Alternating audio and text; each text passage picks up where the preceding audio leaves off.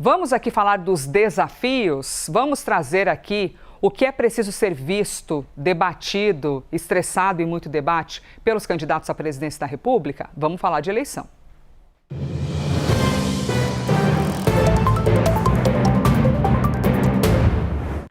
Falamos ontem, repito hoje, e é uma coisa que a gente já sabe, é sabido, é um dado, mais da metade do eleitorado brasileiro é feito de mulheres, mesmo que nós não fôssemos a maioria.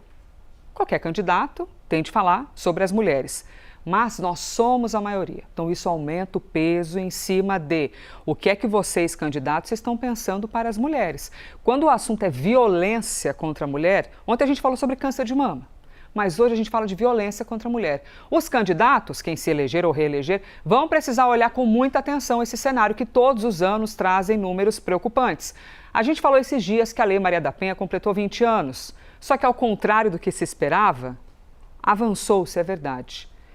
Com uma rede de proteção mais abrangente, a gente assiste ao escancaramento dos índices de violência, com números alarmantes. Vejam aqui esses dados que eu já mostro para vocês no telão antes da gente chegar na nossa entrevistada. Aqui, ó, Lei Maria da Penha, proteção versus violência. Quando a gente observa de janeiro a junho, somente deste ano, janeiro a junho, você tem um recorde na série histórica no pedido de medidas protetivas, que são as mulheres gritando, dizendo, escuta, preciso de ajuda, ou porque estou sendo ameaçada em algum aspecto, ou o pior de todos, ameaçada de morte, estou sendo perseguida, preciso de ajuda. 337 mil pedidos de medida protetiva. Agora, isso aqui é porque acontecem mais casos, ou não acontecem mais, é as mulheres que estão mais corajosas, mais bem preparadas, têm mais informação. Já vou perguntar isso para a nossa entrevistada. 741 feminicídios, somente de janeiro a junho deste ano. Nós enterramos quase 750 mulheres por causa do crime de feminicídio, que é quando você morre e tem ali no entorno desse crime alguma questão afetiva, seja do companheiro ou do ex-companheiro. É uma queda de 2,5% em relação ao primeiro semestre de 2025. Mas vamos combinar? Quando a gente fala de morte, nenhuma morte é aceitável, né? Para a gente analisar esse cenário e o que precisa ainda ser feito, nós estamos aqui com a Beatriz Acioli, que é doutora em antropologia pela USP, líder de políticas públicas pelo fim da violência contra a mulher. Obrigada por vir aqui com a gente, porque a gente está aqui teimoso em falar sobre mulheres, porque a pose de candidato é uma pose muito bonita, né, Beatriz? Mas na prática a gente quer entender o que vai ser feito. Então, bem-vinda, obrigada pela gentileza de vir aqui pessoalmente com a gente. Bom dia, Elisa. Eu que agradeço a oportunidade. Sem dúvida, esse é um tema fundamental de Estado. Afinal, não existe um Brasil desenvolvido, um Brasil com progresso, ainda com tanto índice de violência contra as mulheres. Não, perfeito isso, né? Como é que a gente celebra um avanço de um país, sendo que a gente mata tantas mulheres ainda? Beatriz, então já vou te perguntar, a minha primeira dúvida sobre o que eu falei agora há pouco. Quando vocês observam esses dados, vocês observam que existem mais casos ou nós estamos, mulheres, mais bem informadas, com mais coragem de fazer um registro? Porque cada vez mais fala-se mais e isso também dá coragem para a mulher que sente vergonha, sente medo de ir até uma delegacia. Certamente. O que a gente sabe isso com dados, viu, Elisa, é que nós temos no Brasil, sim, um contingente enorme de mulheres em situação de violência anualmente. Por exemplo, existe uma pesquisa chamada Pesquisa Nacional da Violência contra a Mulher. Ela é feita bianualmente pelo Data Senado e o Observatório da Mulher contra a Violência do Senado Federal. Ela está disponível no Mapa Nacional da Violência de Gênero, que é uma plataforma com dados públicos sobre violências contra mulheres no Brasil. E a gente sabe que as mulheres têm uma dificuldade de ainda nomear e declarar as violências. Então, sim, nós temos um contingente enorme de vítimas que já se reconhecem como tal, mas o número é ainda maior entre aquelas que, primeiramente, não respondem que passaram por violência, mas depois, quando são apresentadas por uma série de situações, aí sim reconhecem que viveram algum tipo de violência nos últimos 12 meses. Essa pesquisa estima que a gente tem uma demanda anual de 29 milhões de mulheres no Brasil acima de 16 anos, passando por violência doméstica e familiar. 29 milhões? Milhões. Esse é o tamanho da demanda, ou seja, nem perto dela chega ao Estado, aos serviços públicos. Isso só falando de violência doméstica e familiar. Então, a gente tem sim um crescimento da violência, a gente tem um crescimento dos registros, mas o que a gente percebe também é uma estabilidade da nossa capacidade coletiva de responder a isso. A gente entrou num platô e não tem conseguido melhorar.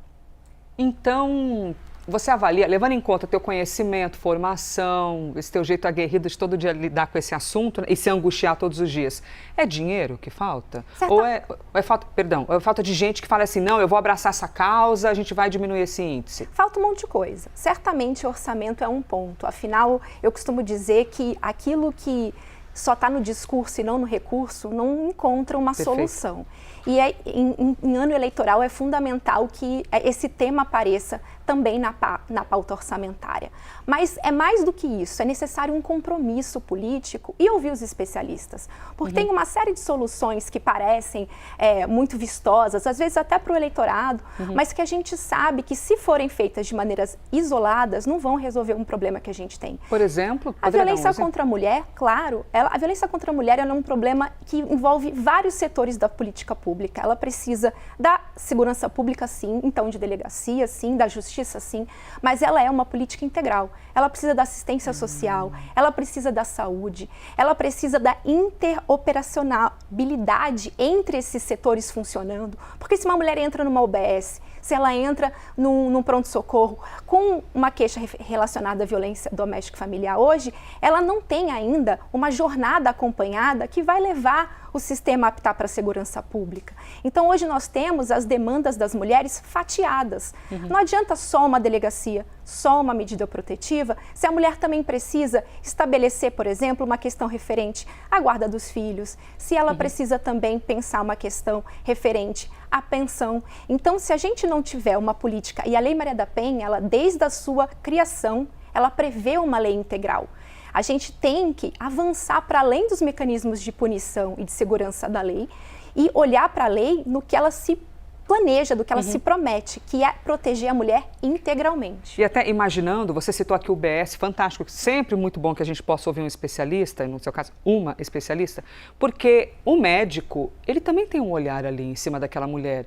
Se ela está com algum ferimento emocional, eu estou vendo alguma marca no corpo dela, então essa questão de integrar, é interessante que nós ouçamos aqui de você, que a Lei Maria da Penha já prevê isso, precisa avançar nessas questões, né? Avançar nessa questão de ser mais integral. Eu vou até trazer mais dados aqui para a conversa, para que nós possamos visualizar aqui em números que a gente tem sobre escalada da violência e sobre o conhecimento da lei. Esse é um dado muito interessante. Eu vou de novo aqui para pertinho do telão, Beatriz, eu já volto aqui do seu lado, tá? Ó, proporção de registros por feminicídio. Nós tivemos, aqui é sobre 2026, tá? Escalada da violência em 2025. Quando a gente observa os dados de 2025, que morreram aproximadamente 750. Aliás, deixa eu checar de novo aqui, peraí. Aqui tem o número, quando você pega o total de feminicídio e divide pelos casos. Mas só para eu lembrar que eu acabei de citar para vocês, 741 feminicídios neste ano, que foi 2,5% em relação ao primeiro semestre de 2025. Quando a gente pega somente os dados para todos os números de feminicídio, quando você divide pela quantidade de ameaças, equivale a 501 ameaças para cada uma mulher assassinada. 182, aqui tem a vírgula, gente, porque é um número que foi dividido, mas eu vou arredondar. 182 agressões físicas para cada uma mulher assassinada. Descumprimento de medida protetiva, que isso aqui é o desespero da mulher que tem uma medida protetiva e que tem que se sentir segura, e isso é descumprido. 84 para cada mulher assassinada. Stalking, que é a perseguição, 78 mulheres.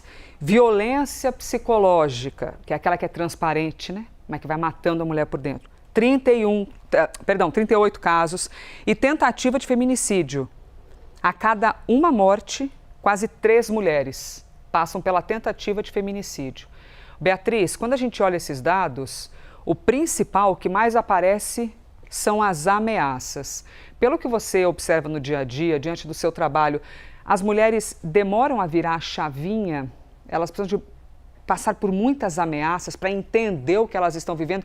É um pouco nebuloso para a mulher conseguir compreender, caramba, até aceitar, porque é uma decepção gigante, né? Caramba, eu estou do lado de alguém que me ameaça, como é que é esse caminho?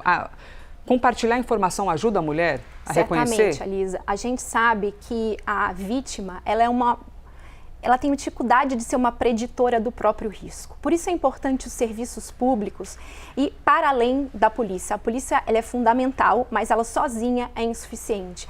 Por isso é importante de políticas públicas que sejam priorizadas, que sejam integradas, porque é um olhar coletivo, um olhar de profissionais e de especialistas que permite entender que o feminicídio, ele na verdade faz parte de uma cadeia de acontecimentos. Ele não é somente uma situação, ou duas ou três, ele é uma relação que é construída a partir de uma série de violências. Às vezes sim, aquelas que são mais visíveis, como as agressões físicas, às vezes não. A gente como sociedade tem muito pouco condição hoje de conseguir entender outras formas de violência contra a mulher. A Lei Maria da Penha, ela descreve 6 tipos de violência doméstica familiar contra a mulher. A violência física, que a gente está acostumado a conversar sobre, a violência sexual, que pode e infelizmente acontece dentro das relações afetivas, a violência moral, a violência psicológica, a violência patrimonial e mais recentemente a violência vicária. Essas últimas 4, sobre elas a gente conversa muito pouco como sociedade. E eu costumo dizer, a gente só chega a um país como esse com uma sociedade de omissos ou no mínimo negligentes. E a gente pede para as mulheres quebrarem o silêncio, a gente pede para elas pedirem ajuda, mas a gente não se preparou para escutar. A gente não se preparou para ser o ombro amigo. A maior parte das mulheres, ela primeiro não vai na polícia, ela primeiro não vai no especialista, ela vai em alguém da família, ela vai em alguém com quem ela trabalha. Que muitas vezes não acredita na denúncia. A gente sabe reagir, a gente não precisa investigar, a gente não precisa ter a melhor resposta, mas a gente precisa saber acolher. Nossa, então, perfeito. É uma solução que precisa sim, fundamentalmente políticas públicas, mas também de uma sociedade que tenha tolerância zero com a violência contra a mulher. Que fantástico, hein, poder ter essa conversa aqui. Olha, até para encerrar, deixa eu mostrar mais uma imagem para vocês, que é sobre o conhecimento da lei. Exato.